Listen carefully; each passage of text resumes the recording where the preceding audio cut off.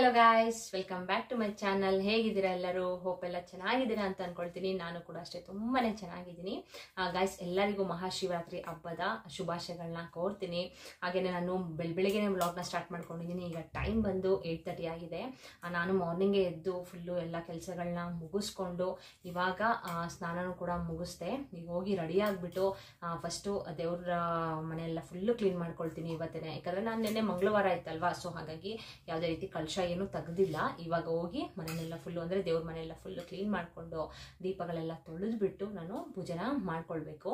ಅದಕ್ಕಿಂತ ಮುಂಚೆ ನನಗೆ ಅಂದರೆ ನಂಗೆ ಗೊತ್ತಿರೋದನ್ನ ನಿಮಗೆ ತಿಳಿಸ್ಕೊಡ್ಬೇಕು ಅಲ್ವಾ. ಕೆಲವೊಂದು ವಸ್ತುಗಳನ್ನ ಗಾಯ್ಸ್, ಅಂದರೆ ಒಂದು 5 ವಸ್ತುಗಳನ್ನ ನೀವು ಇವತ್ತು ಶಿವರಾತ್ರಿ ಆಗಿರೋದ್ರಿಂದ ಈ 5 ವಸ್ತುನಲ್ಲಿ ಯಾವುದಾದ್ರೂ ಒಂದು ವಸ್ತುನ ನೀವು ಖರೀದಿ ಮಾಡಿ ಮನೆಗೆ ತರೋದ್ರಿಂದ ನಿಜವಾಗ್ಲೂ ನಿಮ್ಮ ಮನೆಯಲ್ಲಿ ಅಭಿವೃದ್ಧಿ ಆಗುತ್ತೆ ಆಯಿತಾ. ನಿಮ್ಮ ಮನೆ ವೃದ್ಧಿ ಆಗುತ್ತೆ, ಸಂಪತ್ತು ಅನ್ನೋದು ವೃದ್ಧಿ ಆಗುತ್ತೆ, ಹಾಗೆಯೇ ಧನ ಪ್ರಾಪ್ತಿ ಕೂಡ ಆಗುತ್ತೆ. ನೀವು ಶಿವನನ್ನು ನೆನೆಸ್ಕೊಂಡು ಅಂತಂದರೆ ಶಿವನನ್ನು ನೆನೆದು ಈ ವಸ್ತುಗಳಲ್ಲಿ ಯಾವುದಾದ್ರೂ ಒಂದು ವಸ್ತುನ ತಂದುಬಿಟ್ಟು ನೀವು ದೇವ್ರ ಮನೇಲಿಟ್ಟು ಪೂಜೆನ ಮಾಡ್ಕೊಳ್ಬೇಕಾಗತ್ತೆ ಆಯಿತಾ. ನಿಮ್ಮ ಮನೇಲಿ ಯಾವುದೇ ರೀತಿ ಸಮಸ್ಯೆಗಳಲ್ಲಿ ಇರಲಿ ಗಾಯ್ಸ್ ಆಯಿತಾ. ಅಂದರೆ ಆರೋಗ್ಯ ಸಮಸ್ಯೆ ಇರುತ್ತೆ ಕೆಲವೊಬ್ಬರಿಗೆ, ಕೆಲವೊಬ್ಬರಿಗೆ ಮನೆಯಲ್ಲಿ ಕಿರಿಕಿರಿ ಇರುತ್ತೆ, ಜಗಳಗಳು, ಗಂಡ ಹೆಂಡತಿ ಜಗಳ ಆಗಿರಬಹುದು. ಇಲ್ಲ ಅಂತಂದರೆ ನಮ್ಮ ಮನೇಲಿ ಸಂಪತ್ತು ಅನ್ನೋದು ವೃದ್ಧಿ ಆಗ್ತಾ ಇಲ್ಲ, ಹಣಕಾಸಿನ ಸಮಸ್ಯೆ ಜಾಸ್ತಿ ಇದೆ ನಮಗೆ ಅನ್ನೋದಾಗಿರಬಹುದು. ಮನುಷ್ಯ ಆದಮೇಲೆ ಯಾವುದಾದ್ರೂ ಒಂದು ಕಷ್ಟ ಅನ್ನೋದು ಬಂದೇ ಬರುತ್ತೆ ಅಲ್ವಾ. ಸೊ ನಿಮ್ಗೆ ಯಾವುದೇ ಒಂದು ಕಷ್ಟ ಇದ್ರೂ ಕೂಡ ಇವತ್ತು ತುಂಬಾನೇ ಪರಮ ಪವಿತ್ರವಾದ ದಿನ. ಸೊ ಹಾಗಾಗಿ ನಾನು ಹೇಳುವಂಥ ಈ 5 ವಸ್ತುಗಳಲ್ಲಿ ನೀವು ಒಂದು ವಸ್ತುನ ನೀವು ಖರೀದಿ ಮಾಡಿ ಮನೆಗೆ ತರೋದ್ರಿಂದ ನಿಜವಾಗ್ಲೂ ತುಂಬಾನೇ ಒಳ್ಳೇದಾಗುತ್ತೆ ಗೈಸ್ ಆಯಿತಾ. ಅಂದರೆ ತುಂಬಾನೇ ನಿಮಗೆ ನಿಮ್ಮ ಶಕ್ತಿ ಮೀರಿ ನಿಮ್ಗೆ ಎಷ್ಟಾಗುತ್ತೋ ಅಂತಂದರೆ, ಈಗ ನಾನು 5 ವಸ್ತುಗಳನ್ನ ಹೇಳ್ತೀನಲ್ವಾ, ನಿಮ್ಗೆ ಯಾವುದು ಕಂಫರ್ಟಬಲ್ ಅಂತ ಅನಿಸುತ್ತೆ ಆ ವಸ್ತುನ ನೀವು ಅಂದರೆ ನಿಮ್ಮ ಶಕ್ತಿ ಮೀರಿ ತುಂಬಾ ದುಡ್ಡು ಖರ್ಚು ಮಾಡಿ ತರುವಂಥದ್ದು ಏನೂ ಇಲ್ಲ ಆಯಿತಾ. ಅಕಸ್ಮಾತ್ ನಿಮಗೆ ದುಡ್ಡು ಖರ್ಚು ಮಾಡಿ ತರೋಕ್ಕಾಗಲ್ಲ ಅನ್ನೋರು ಈ ವಸ್ತುಗಳಲ್ಲಿ ಅಂದರೆ ಚಿಕ್ಕ ಪುಟ್ಟ ವಸ್ತುಗಳನ್ನ ಹೇಳ್ತೀನಿ ನಾನು, ಅದನ್ನು ನೀವು ತೊಗೊಂಡು ಬಂದು ಮನೆಯಲ್ಲಿ ಇಟ್ಟು ಇವತ್ತೇ ನೀವು ಪೂಜೆ ಮಾಡೋದ್ರಿಂದ ನಿಜವಾಗ್ಲೂ ಮನೆಯಲ್ಲಿ ಒಳ್ಳೇದಾಗೇ ಆಗುತ್ತೆ ಗೈಸ್ ಆಯಿತಾ. ನಾನು ಕೂಡ ಲಾಸ್ಟ್ ಇಯರ್ ಇದನ್ನು ಮಾಡಿದ್ದೆ. ನನಗೆ ಗೊತ್ತಿರೋ ಒಬ್ಬರು ಅಜ್ಜಿ ಇದ್ರು, ಅವರು ನನಗೆ ಇದನ್ನ ಹೇಳ್ಕೊಟ್ಟಿದ್ದು. ಈ ರೀತಿ ಯಾವುದಾದ್ರೂ ವಸ್ತುಗಳಲ್ಲಿ ಯಾವುದಾದ್ರೂ ಒಂದನ್ನ ನೀನು, ಅವರು ಕೂಡ ಒಂದು 4-5 ಒಂದು 6 ವಸ್ತುಗಳನ್ನ ಹೇಳಿದ್ರು ಆಯಿತಾ. ಆ 6 ವಸ್ತುಗಳಲ್ಲಿ ನೀನು ಯಾವುದಾದ್ರೂ ಒಂದನ್ನ ತಂದುಬಿಟ್ಟು ಇಟ್ಬಿಟ್ಟು ಪೂಜೆ ಮಾಡು, ತುಂಬಾ ಒಳ್ಳೇದಾಗುತ್ತೆ. ಆದರೆ ಒಂದು ಶ್ರದ್ಧಾ ಭಕ್ತಿಯಿಂದ ನಂಬಿಕೆ ಇಟ್ಟು ಪೂಜೆ ಮಾಡಬೇಕು ಅಂತ ನನಗೆ ಹೇಳಿದರು. ನಾನು ಕೂಡ ಲಾಸ್ಟ್ ಇಯರ್ ಒಂದು ಹೇಳ್ತೀನಿ ನಿಮಗೆ ಏನು ತೊಗೊಂಡು ಬಂದಿದ್ದೆ ಅಂತ. ಆ ವಸ್ತುನ ತಂದುಬಿಟ್ಟು ಇಟ್ಬಿಟ್ಟು ಪೂಜೆ ಮಾಡಿದೆ. ಅದನ್ನು ಇಟ್ಬಿಟ್ಟು ಪೂಜೆ ಮಾಡಿದ್ಮೇಲಿಂದ ಗೈಸ್ ನನಗೆ ನಿಜವಾಗ್ಲೂ ತುಂಬಾ ಸಮಸ್ಯೆಯಲ್ಲೂ ಕೂಡ ನಾನು ಕೂಡ ಸಿಗಾಕೊಂಡಿದ್ದೆ ಆಯಿತಾ. ಆ ಸಮಸ್ಯೆಗಳು ಎಲ್ಲನೂ ಕೂಡ ನನಗೂ ಕೂಡ ನಿವಾರಣೆ ಆಯಿತು. ಸೊ ಹಾಗಾಗಿ ನಿಮಗೆ ಶೇರ್ ಮಾಡಿದ್ರು ನಿಮಗೂ ಕೂಡ ಯೂಸ್ಫುಲ್ ಆಗುತ್ತೆ ಅಲ್ವಾ. ಯಾಕಂದರೆ ಕಷ್ಟ ಅನ್ನೋದು ಮನುಷ್ಯನಿಗೆ ಬಂದೇ ಬರುತ್ತೆ ಸರಿನಾ. ಸೊ ಹಾಗಾಗಿ ಆ ಕಷ್ಟದಿಂದ ನಾವು ಮುಕ್ತಿಗೊಳ್ಬೇಕು ಅಂತಂದರೆ ಕೆಲವೊಂದು ಪರಿಹಾರಗಳನ್ನ ನಾವು ಮನೆಯಲ್ಲೇ ಮಾಡ್ಕೊಳ್ಬೇಕು ಸರಿನಾ. ಸೊ ತಡ ಮಾಡ್ದೇನೆ ಅದು ಯಾವ ವಸ್ತು ಅಂತ ನಾನು ನಿಮಗೆ ಶೇರ್ ಮಾಡ್ತೀನಿ. ಅದಕ್ಕಿಂತ ಮುಂಚೆ ನಿಮಗೆ ಗೊತ್ತಲ್ಲ, ನನ್ನ ಚಾನಲ್ಗೆ ಸಬ್ಸ್ಕ್ರೈಬ್ ಮಾಡ್ಕೊಳ್ಳಿರೋರು ದಯವಿಟ್ಟು ನನ್ನ ಚಾನಲ್ಗೆ ಸಬ್ಸ್ಕ್ರೈಬ್ ಮಾಡಿಕೊಂಡು ಸಪೋರ್ಟ್ ಮಾಡಿ. ಆಲ್ರೆಡಿ ಸಬ್ಸ್ಕ್ರೈಬ್ ಮಾಡ್ಕೊಂಡಿರೋರಿಗೆ ನನ್ನ ಧನ್ಯವಾದಗಳನ್ನ ತಿಳಿಸ್ತಾ ಇವತ್ತಿನ ವ್ಲಾಗ್ನ ಅಂದರೆ ನೀವು ಆಲ್ರೆಡಿ ತಮ್ಮಲ್ಲಿ ನೋಡಿರ್ತೀರ ಅಲ್ವಾ, ಇವತ್ತಿನ ವ್ಲಾಗ್ನ ಸ್ಟಾರ್ಟ್ ಮಾಡ್ಕೊಳ್ತೀನಿ. ಬನ್ನಿ ಅದು ಯಾವ್ಯಾವ ವಸ್ತು ಅಂತ ಹೇಳ್ತೀನಿ.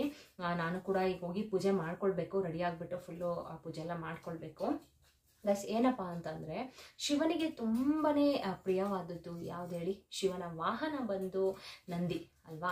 ಯಾವುದಾದ್ರೂ ಒಂದು ನಂದಿ ವಿಗ್ರಹನ ನೀವು ಇವತ್ತು ಖರೀದಿ ಮಾಡಿ ಮನೆಗೆ ತರೋದ್ರಿಂದ, ಅಂದರೆ ಗೈಸ್ ಇನ್ನೊಂದು ಹೇಳ್ತೀನಿ, ನೀವು ಸಾಲ ಮಾಡಿ ಇದನ್ನೆಲ್ಲ ತರಬಾರ್ದು.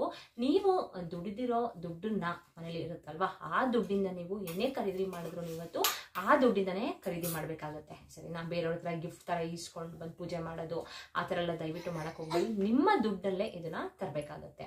ನಂದಿದು ಒಂದು ವಿಗ್ರಹನ ನೀವು ತಗೊಳ್ಬೇಕು ಇವತ್ತು ಸರಿನಾ. ಅಕಸ್ಮಾತ್ ನಂದಿ ವಿಗ್ರಹ ಸಿಗ್ತಲ್ಲ ಮೇಡಮ್ ಏನು ಮಾಡೋದು ಅಂತ ಅನ್ನೋರು, ಈ ಹಸುದು ವಿಗ್ರಹ ಬರುತ್ತೆ ಅಲ್ವಾ, ಹಸು ವಿಗ್ರಹನ ನೀವು ತಗೊಳ್ಬಹುದು. ಆದರೆ ಬರೀ ಒಂದು ಹಸಿರದ ಮಾತ್ರ ತಗೊಳ್ಬೇಡಿ, ಹಸು ಜೊತೆ ಕರು ಇರೋದು ಕೂಡ ನೀವು ತಗೊಳ್ಬೇಕಾಗತ್ತೆ. ಈ ರೀತಿ ನೀವು ನಂದಿ ವಿಗ್ರಹ ಆಗಿರಬಹುದು, ಹಸು ಮತ್ತು ಕರು ವಿಗ್ರಹನ ನೀವು ತರೋದ್ರಿಂದ ಮನೆಯಲ್ಲಿ ನಿಜವಾಗ್ಲೂ ಸಂಪತ್ತು ಅನ್ನೋದು ವೃದ್ಧಿ ಆಗೇ ಆಗುತ್ತೆ ಗೈಸ್. 100ಗೆ 200% ಹಾಗೆ ಆಗುತ್ತೆ. ಯಾಕಂದರೆ ಶಿವನಿಗೆ ಬಂದು ತುಂಬಾ ಪ್ರಿಯವಾದದ್ದು ಶಿವನ ವಾಹನ ಬಂದು ನಂದಿ ಆಗಿರೋದ್ರಿಂದ ನೀವು ಇದನ್ನು ಖರೀದಿ ಮಾಡಿಕೊಂಡ್ರೆ ತುಂಬಾ ಒಳ್ಳೆಯದಾಗುತ್ತೆ. ಇನ್ನು ಎರಡನೇದು ನೋಡೋದಾದರೆ ಗಾಯ್ಸ್, ಶಿವನಿಗೆ ಬಂದು ರುದ್ರಾಕ್ಷಿ ಅಂದರೆ ತುಂಬಾನೇ ಇಷ್ಟ ಅಲ್ವಾ. ಅದರಲ್ಲಿ ನೀವೇನು ಮಾಡಬೇಕು ಅಂತಂದರೆ ಒಂದು ರುದ್ರಾಕ್ಷಿನ ತರಬೇಕು, ಇಲ್ಲ ಅಂತಂದರೆ ರುದ್ರಾಕ್ಷಿ ಮಾಲೆನೇ ಸಿಗುತ್ತೆ, 108 ಇರೋ ರುದ್ರಾಕ್ಷಿ ಮಾಲೆನೇ ಸಿಗುತ್ತೆ, ಅದನ್ನು ಕೂಡ ನೀವು ತರ್ಬೋದು. ಇಲ್ಲ ನಮ್ಗೆ ಆಗಲ್ಲ ಅಷ್ಟು ತರೋರು ಅನ್ನೋರು ಒಂದೇ ಒಂದು ರುದ್ರಾಕ್ಷಿನ ತಂದ್ಬಿಟ್ಟು ನೀವು ನಿಮ್ಮ ದೇವರ ಮನೆಯಲ್ಲಿ ಇಟ್ಟು ನೀವು ಪೂಜೆನ ಮಾಡ್ಕೊಳ್ಬೇಕಾಗತ್ತೆ, ಸರಿನಾ. ಅಂದರೆ ನೀವು ಇದು ಸಂಜೆ ಒಳಗಡೆ ನೀವು ಯಾವಾಗಲಾದ್ರೂ ತಂದ್ಬಿಟ್ಟು ಪೂಜೆ ಮಾಡ್ಬೋದು, ಆದರೆ ಮಧ್ಯಾಹ್ನ ಮೇಲೆ ಮಾತ್ರ ದಯವಿಟ್ಟು ಪೂಜೆ ಮಾಡೋಕೆ ಹೋಗ್ಬೇಡಿ. ಸಂಜೆ ಇವಾಗ ಟೈಮ್ ಆಗಿದೆ ಅಲ್ವಾ, ಸೊ ಹಾಗಾಗಿ ನೀವು ಅಕಸ್ಮಾತ್ ಬೇಗನೆ ಈ ವಿಡಿಯೋ ನೋಡಿದ್ರೆ ನೀವು 12 ಗಂಟೆ ಒಳಗಡೆ ನೀವು ತಂದ್ಬಿಟ್ಟು ಪೂಜೆನ ಮಾಡ್ಕೊಳ್ಬೇಕಾಗತ್ತೆ. ಇಲ್ಲ ಅಂತಂದರೆ ಸಂಜೆ ಮೇಲೆ ನೀವು 6 ಗಂಟೆಗೆ ದೀಪ ಹಚ್ತೀರಾ ಅಲ್ವಾ, ಅಷ್ಟರೊಳಗೆ ತಂದ್ಬಿಟ್ಟು ಅದನ್ನು ದೇವ್ರ ಮೇಲೆ ಇಟ್ಟು ನೀವು ಪೂಜೆನ ಮಾಡ್ಕೊಳ್ಬೇಕು. ರುದ್ರಾಕ್ಷಿ ಮಾಲೆ ಅಂದರೆ ಶಿವನಿಗೆ ತುಂಬಾನೇ ಪ್ರಿಯವಾದದ್ದು.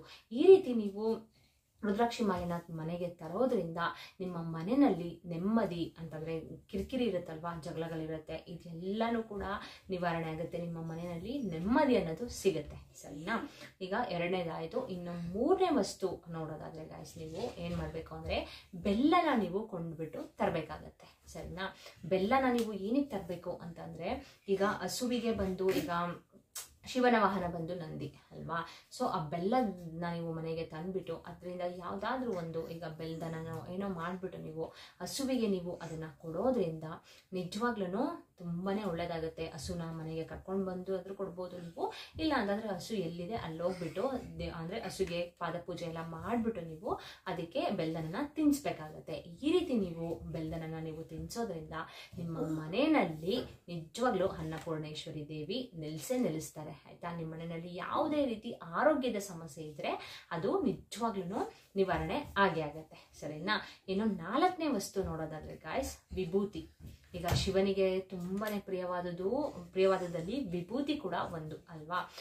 ದೇವರು ಫುಲ್ಲು ಮೈಗೆಲ್ಲ ವಿಭೂತಿ ಎಲ್ಲ ಹಚ್ಕೊಂಡಿರ್ತಾರೆ ಅಲ್ವಾ, ಸೊ ಹಾಗಾಗಿ ವಿಭೂತಿ ಉಂಡೆನೇ ಸಿಗುತ್ತೆ ನಿಮಗೆ. ಹಾಗೂ ವಿಭೂತಿ ಉಂಡೆನ ತಂದ್ಬಿಟ್ಟು ನೀವು ಮನೆಯಲ್ಲಿ ದೇವ್ರ ಮುಂದೆ, ದೇವ್ರ ಫೋಟೋ ಮುಂದೆ ಇಟ್ಟುಬಿಟ್ಟು ನೀವು ಪೂಜೆನ ಮಾಡೋದ್ರಿಂದ ನಿಜವಾಗ್ಲೂ ನಿಮ್ಮ ಮನೆ ಅನ್ನೋದು ಏಳಿಗೆ ಆಗುತ್ತೆ, ಆಯ್ತಾ. ನೆಮ್ಮದಿನೂ ಸಿಗುತ್ತೆ, ಜೊತೆಗೆ ನಿಮ್ಮ ಮನೆ ಏಳಿಗೆ ಅನ್ನೋದು ಹಾಗೆ ಆಗುತ್ತೆ.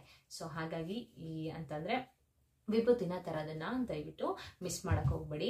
ಇನ್ನು ನೆಕ್ಸ್ಟು 5ನೇದು ನೀವು ನೋಡೋದಾದರೆ ದೇವರದು ಒಂದು ಇದು ಬರುತ್ತೆ ನೋಡಿ, ವಿಗ್ರಹ ಬರುತ್ತೆ, ಅಂದರೆ ಶಿವಲಿಂಗ ಬರುತ್ತೆ ನೋಡಿ, ಶಿವಲಿಂಗದ್ದು ಒಂದು ವಿಗ್ರಹ ಬರುತ್ತೆ. ಆ ವಿಗ್ರಹನ ನೀವು ತಂದು ಮನೆಗೆ ಪೂಜೆ ಮಾಡಿದ್ರೆ ನಿಜವಾಗ್ಲೂ ಗಾಯ್ಸ್ ಇವತ್ತು ನಿಮಗೆ ತುಂಬಾ ಅಂತಂದರೆ ಅದಕ್ಕೆ ಅಭಿಷೇಕ ಕೂಡ ನೀವು ಮಾಡ್ಬೋದು, ಅದನ್ನು ತಂದಿಟ್ಬಿಟ್ಟು ಅಭಿಷೇಕ ಕೂಡ ಮಾಡ್ಬೋದು. ಇಲ್ಲ ಮಾಡಲ್ಲ ಅಂತನವರು ಒಂದು ಪ್ಲೇಟ್ನ ತಗೊಳ್ಳಿ, ಒಂದು ಪ್ಲೇಟ್ನ ತೊಗೊಂಡು ಕ್ಲೀನಾಗಿ ಅದನ್ನು ವಾಶ್ ಮಾಡ್ಕೊಳ್ಳಿ. ವಾಶ್ ಮಾಡಿಕೊಂಡು ವಿಗ್ರಹ ಶಿವಲಿಂಗದ್ದು ವಿಗ್ರಹ ನೀವು ತಂದ್ಬಿಟ್ಟು ಮೇಲ್ಗಡೆ ಅಂದ್ರೆ ಪ್ಲೇಟ್ ಮೇಲೆ ಅದನ್ನು ಕೂಡ ಕ್ಲೀನಾಗಿ ವಾಶ್ ಮಾಡ್ಕೊಂಡು ಪ್ಲೇಟ್ ಮೇಲೆ ಇಟ್ಟು ಅದಕ್ಕೆ ಸ್ವಲ್ಪ ಅಂದರೆ ಅರಿಶಿನ ಕುಂಕುಮ ಮತ್ತು ಹೂವು ಎಲ್ಲ ಹಾಕ್ಬಿಟ್ಟು ನೀವು ಪೂಜೆನ ಮಾಡ್ಕೊಳ್ಬೇಕಾಗುತ್ತೆ. ಈ ರೀತಿ ನೀವು ವಿಗ್ರಹನ ತರೋದ್ರಿಂದ ನಿಮ್ಮ ಮನೆಯಲ್ಲಿ ನಿಮ್ಗೆ ಯಾವುದೇ ಒಂದು ಸಮಸ್ಯೆಯಿಂದ ನೀವು ಬಳಲ್ತಾ ಇದ್ರೆ ಅದೆಲ್ಲನೂ ಕೂಡ ನಿಮಗೆ ಮುಕ್ತಿಗೊಳ್ತೀರಾ, ಓಕೆನಾ. ಅದರಿಂದ ಅಂದರೆ ಯಾವುದೇ ಒಂದು ಸಮಸ್ಯೆ ಇರಲಿ, ನಿಮಗೆ ಏನೇ ಸಮಸ್ಯೆ ಇರಲಿ ಗಾಯ್ಸ್, ಅದರಿಂದ ನೀವು ನಿಜವಾಗ್ಲೂ ಖಂಡಿತವಾಗ್ಲೂ ನೀವು ಮುಕ್ತಿಗೊಳ್ತೀರಾ, ಓಕೆನಾ. ಸೊ ಹಾಗಾಗಿ ಒಂದು ಶಿವಂದು ಲಿಂಗ ಇರುವಂಥ ವಿಗ್ರಹನ ನೀವು ತರಬೇಕಾಗತ್ತೆ, ಸರಿನಾ. ಈ ರೀತಿ ನೀವು ಮಾಡ್ಕೊಳ್ಳಿ, ತುಂಬಾನೇ ಒಳ್ಳೇದಾಗುತ್ತೆ. ಈಗ ಹೇಳಿದ್ನಲ್ಲ ಗಾಯ್ಸ್, ಈ 5 ವಸ್ತುನಲ್ಲಿ ನೀವು ಯಾವ್ದಾದ್ರೂ ಒಂದೇ ಒಂದು ನೀವು ಕೊಂಡ್ಬಿಟ್ಟು ತರ್ಬೋದು.